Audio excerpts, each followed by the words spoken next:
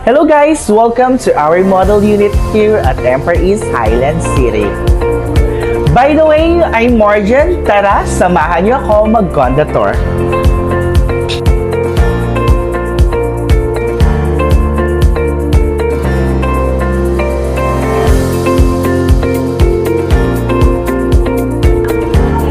So as of now, nandito tayo ngayon sa kitchen area. As you can see, we have overhead cabinet. And then disclaimer lang po, this is our sample unit here at Empire East Highland City. So as you can see guys, sa may ating kitchen, kasama na po to yung lababo. And then we delivered standard finish.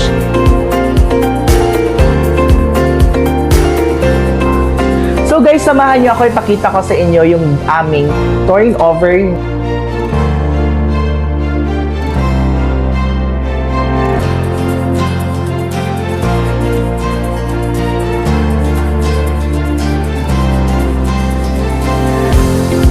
So guys, sa studio unit po guys, for idea purposes only, pwede nyo siyang gawing one bedroom. Like this one, ipapakita ko po sa inyo yung one bedroom natin.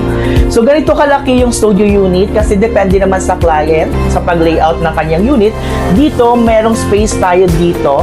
Pwede nyo siyang gawing cabinet. This one optional lang naman kung gusto nyo namang lagyan ng cabinet.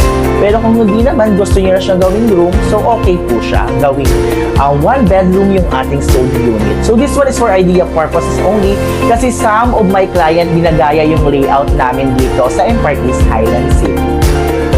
So guys, if you are interested, please contact me here and sorry.